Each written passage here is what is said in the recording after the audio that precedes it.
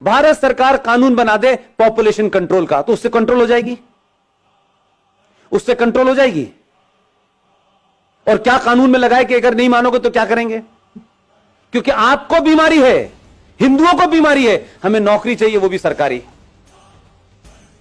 उन्हें नौकरी नहीं चाहिए, आपकी नहीं चाहिए, उनको नौकरी नहीं चाहिए, आपकी सब्सिडी। क्या करेंगे आप? क्या कॉलम लगाएंगे इसमें कि पॉपुलेशन कंट्रोल के लिए 2 बच्चे होने चाहिए, जो इसका उल्लंघन करेगा वो उसके साथ क्या करेंगे आप? बता दीजिए।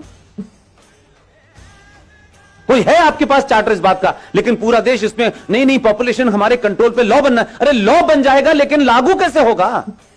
मैं पूछ रहा हूं, जो उल्लंघन करेगा क्या करेंगे? मार देंगे बच्चे को? उनके यहां तो अल्लाह की देन है। आप क्या करेंगे? बताएं, कोई सलूशन हो सरकार को बताएं। और ऐसे ऐसे शेख चिल्ली टाइप की बात करेंगे, नहीं साहब उनका जो है मताधिकार कैंसिल कर देना चाहिए। यह हिम्मत है? जो काम आप लीगल कर रहे हैं उसको तो पुचकार पुचकार के करना पड़ रहा है आपको। जो संविधान में लिखा है उसको मजबूरियों में, ठोड़ियों में हाथ डाल के करना पड़ रहा है, इतनी पावरफुल सरकार होने के बावजूद भी। आप उनके मददगार ले लेंगे और पूरी दुनिया चुपचाप बैठी रहेगी। लेने की हिम्मत है? इसके अलावा उनका कोई मतलब नहीं है। उन्हें इसी काम के लिए तो बच्चे पैदा कर रहे हैं वो, और किस काम के लिए कर रहे हैं? बाकी दुनिया तो उनकी चली रही है। कितने लोग उसमें से सीईओ बनने के लिए जा रहे हैं? उनका तो पढ़ा लिखा इंजीनियर और डॉक्टर जो है केरला और मध्य प्रदेश, महाराष्ट्र से आईएएस में भर्ती होने जा रहा है। आज के कंप्यूटर युग में वो ये काम कर रहा है। लेकिन आप अपने बच्चे से कहेंगे इधर झगड़ा हो रहा है बेटा, इधर से मत जाना, तुम अपनी से इधर से जाना। उधर झगड़ा होने लगा तो आप कहेंगे इधर। इतने रास्ते आपने कर दिए कि अपने बेटे को, अपने बच्चे को लड़ना नहीं सिखाया कि ये चैलेंज है, तुम्हें लड़ना पड़ेगा। आज नहीं कल, कल नहीं परसों, 10 साल बाद, 50 साल बाद हम उसे बचाते रहे। जब सामने वो आया तो उस बेचारे ने एक्सेप्ट कर लिया कि यार मैं लड़ तो सकता नहीं हूं। तो क्या फर्क पड़ता है यार, अगर मैं अपना नाम राम प्रसाद से गुलाम नबी रख लूं तो क्या फर्क पड़ता है? तब वो ये कह देता है, तब आपको लगता है अरे ऐसा कैसे हो गया। इसलिए लवजहाद का भी शिकार आप हैं, क्योंकि आपको फुर्सत नहीं। मैंने बताया कि ना, माताजी गई हैं कीर्तन सुनने, पिताजी पैसे कमाने गए, घर में कोई भाई नहीं है। वो लड़की जो आपके घर में है भाई, उसके भी मन में बदलते हुए समाज की चीजें हो रही होंगी कि नहीं? वो भी किसी से बात करेगी कि नहीं? उसके बरखिलाफ दूसरे समाज में वो बीमारी वहां क्यों नहीं हो रही और आप क्या क्यों हो रही है? क्योंकि आप तो ज्यादा पढ़े लिखे हैं, आप तो बहुत मॉडर्न हैं, उसके बाद ये बीमारी आपकी हो रही है। और इतनी हो रही है कि अब आप चिंतित हैं। आपने अपने कारणों से ऐसे संकट पैदा किए हैं। आपका बस चले तो ये भी कहें कि अब इस पे भी कानून है। कानून के पीछे पड़ गए। कानून को कौन मानता है?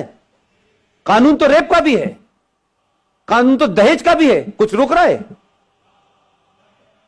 जब समाज में एक बड़ी आबादी भीड़ तंत्र में तब्दील हो गई हो, जो सुप्रीम कोर्ट को डराती हो, जो संसद को डराने में सक्षम हो, तब कानून कुछ नहीं करता है, तब समाज को करना चाहिए। भारतीय जनता पार्टी का ठेका है क्या? आरएसएस का ठेका है सिर्फ कि वही सिटीजन अमेंडमेंट एक्ट पे निकलेगी? ये भारत के बाकी लोग जिनका आरएसएस से या बीजेपी से कोई संबंध नहीं है, वो क्या हाथ बांध के पीछे खड़े रहेंगे? फेसबुक पे बस बोलेंगे वो खुद क्यों नहीं कुछ कर रहे? कोई रोक रहा है क्या आपको? अगर वो ऑर्गेनाइज कर रहे हैं तो उसमें भी आप जाके शामिल क्यों नहीं हो रहे? जो बीजेपी का है वो जाएगा क्योंकि वो कार्यकर्ता है, उसको टिकट लेनी है, उसको कुछ बनना है, उसको कैरियर है, इसलिए वो जाएगा। लेकिन दूसरी तरफ क्या हो रहा है? अहले हदीस का भी आ गया है, बरेलवी का भी आ गया है, देवबंदी का भी आ गया है, सब बाहर आ गए। इस वक्त लड़ाई उनकी मुश्तरका है, इसलिए सब निकल के आ गए। लेकिन अभी भी आपकी लड़ाई है, समाजवादी वाला हिंदू क्यों जाएगा, वो क्यों नहीं जाएगा, ये नहीं जाएगा। वो एक ही पार्टी का काम है, एक पार्टी का काम नहीं है। ये citizen amendment bill Bharatiya Janata party का एजेंडा नहीं है। वो पॉलिटिक्स में है, उनकी पार्टी सत्ता में है, इसका मतलब नहीं सारा ठेका उन्हीं का है। मेरा और आपका जो उसका भारतीय जनता पार्टी से डायरेक्टली इनडायरेक्टली कोई संबंध नहीं है, लेकिन एक इस नागरिक के नाते, इस देश के एक समझदार, एक ईमानदार सिटीजन के नाते मेरी कोई भूमिका नहीं है। दंगे होंगे तो पुलिस रोकेगी, जुलूस निकालना होगा तो बीजेपी निकालेगी, हम सिर्फ जो है बैठे बैठे अपने लड़के को अमेरिका भेजने का रास्ता बताएंगे। ये नहीं चलेगा।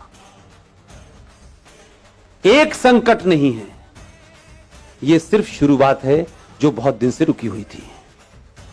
इसलिए मैं कहता हूं कि इस देश में राष्ट्रवादी ताकतें, सनातनी शक्तियां जैसे जैसे मजबूत होंगी, इस देश में गद्दारों के चेहरों से बेनकाब जल्दी होंगे। लिहाजा अगर आप ये चाहते हैं, सरकारें आएंगी, सरकार चली जाएंगी, कोई पता नहीं है कौन कितने समय तक रहने वाला।